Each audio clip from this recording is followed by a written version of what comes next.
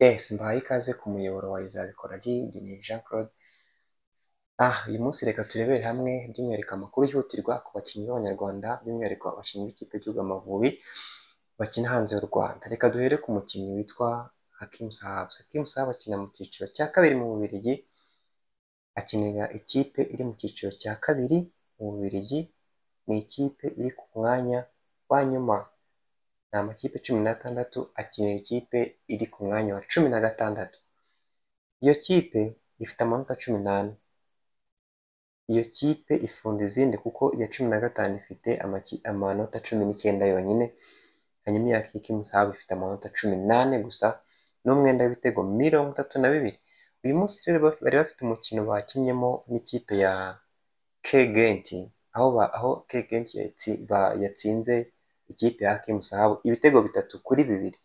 Hakim Sahab ni umukino yabanjemo, kambarebere mbabwire, Hakim Sahab ni umukino yabanjemo, yakinnye iminota 90 yayiteye, ndetse kandi muri uyu mukino akaba yanagize kuri uyu mukino yagize amanota meza kuko yagize amanota 6.9, 6.9 niyo manota yagize, akaba yanatanze pasi yavuyemo igitego muri uyu mukino. Murumva ko nubwo atatsinze ariko byibuze nk'umukinnyi mushya mu ikipe rwose uyu mwana w'umuhungu arimo aragenda agaruka neza mu kibuga.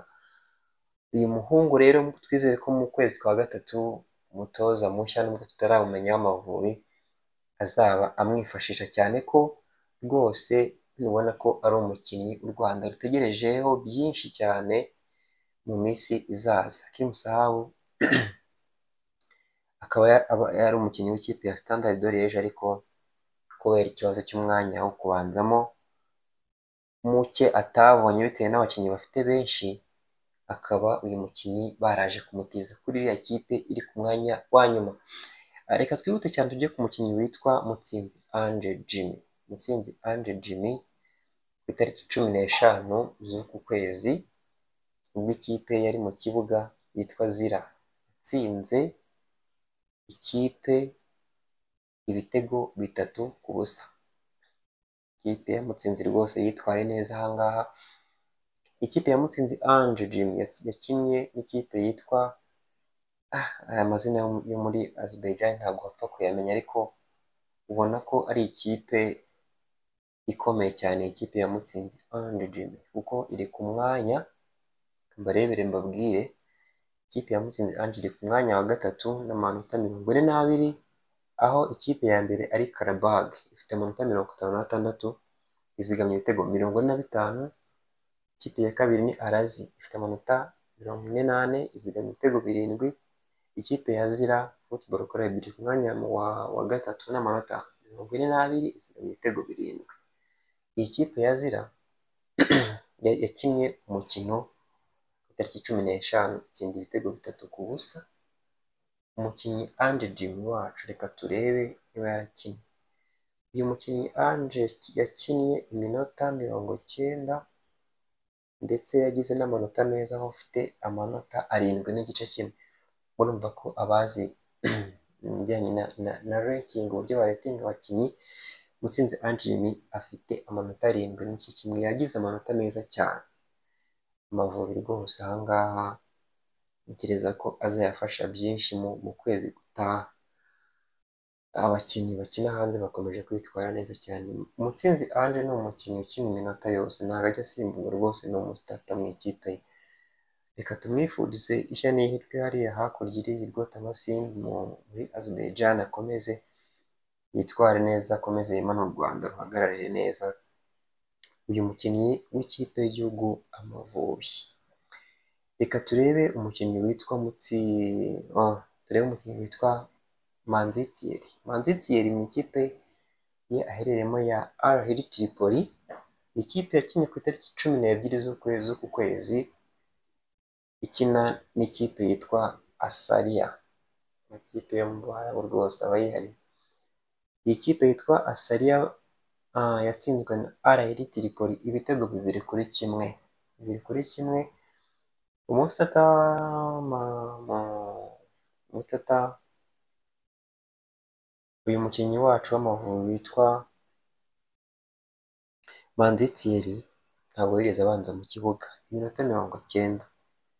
Byumvikane ko ni umukinnyi urimo ugenda usa nk'ugaruka mu kibuga cyane ko yari amaze iminsi mu mvune, ariko yari ku ntebe y'abasimbura. Byumvikane ko umukino utaha hari icyizere ko ashobora kuba yawugaragaramo, ndetse kandi uyu mukino wa RR Tripoli by'umwihariko ikipe yitwa RR Tripoli ni nayo ikina n'umukinnyi witwa Djihad Bizimana. Djihad Bizimana ntabwo yigeze agaragara mu kibuga, ntabwo yigeze agaragara muri 18.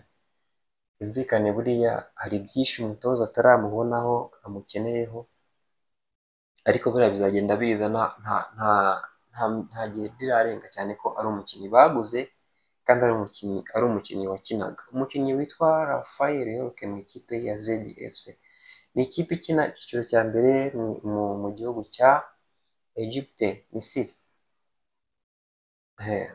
Akaze ku itariki 12 z'uku kwezi ikipe ya Zedi yanganyije n'ikipe yitwa Kirimaki. Banganyije igitego 1-1. Umukinnyi witwa Raphael Yorke yari ari ku ntebe y'abasimbura, ntabwo uyu mukinnyi yawukinnye. Byumvikane ko nawe ni umukinnyi mushyashya mu ikipe, by'umwihariko hari iby'umutoza aba atarageza ku rwego ashaka, niko nabivuga. Ikipe ya Zedi rero iherereye mu gihugu cya Djibouti, ikaba iri gukina Premier League ya Djibouti, ikaba iri ku mwanya wa 12 n'amanota 16. Shampiyona ya Misiri igizwe n'amakipe 18. Zedi iri ku mwanya wa 12 ari nayo ikinamo umunyarwanda Yorke Raphael. Hanyuma ubwo ikipe ya mbere muri Misiri ni Al Ahly ifite amanota 32, ikurikiwe na Pyramide na 30, ariko Al Ahly ikaba imaze gukina imikino 14 mu gihe Pyramide imaze gukina imikino 13. Byumvikane ko hari igihe Pyramide yakina neza iki kirarane ishobora kwisubiza umwanya wa mbere. Reka dukomereze mu Barabu n'undi tutaravayo, turebe umukinnyi witwa Mugisha Bonheur Casemiro. Mugisha Bonheur Casemiro ni umukinnyi w'ikipe yitwa Stade Tunisien. Stade Tunisien ni ikipe ikina icyiciro cya mbere mu gihugu cya Misiri. Aheruka gukina shampiyona ku itariki 11 z'ukwa 12, aho yaranganyije 1-1. Bonheur ntabwo yigeze akina uyu mukino. Bonheur yarasimbuye Kambarebere.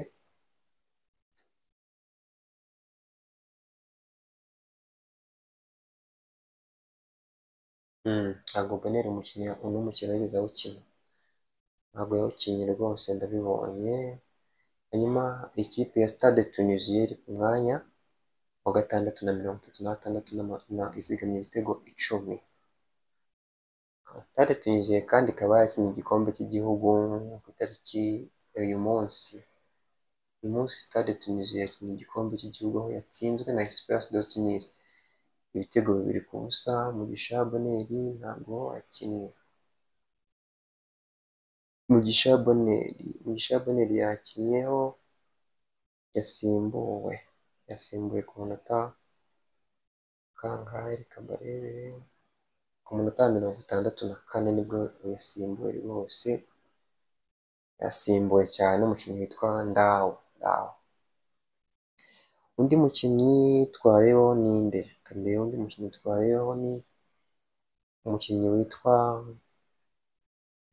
witwa tunasorezeho mu bakinnyi bahagaze neza n'abayitiyemo uyu munsi. Reka turebe umukinnyi witwa Ntwari Fiacre. Ntwari Fiacre byagenze bite muri Kaizer Chiefs ko adaherutse gukina kandi ameze neza nta mvune afite? Kaizer Chiefs iheruka gukina ku itariki 7 z'uku kwezi.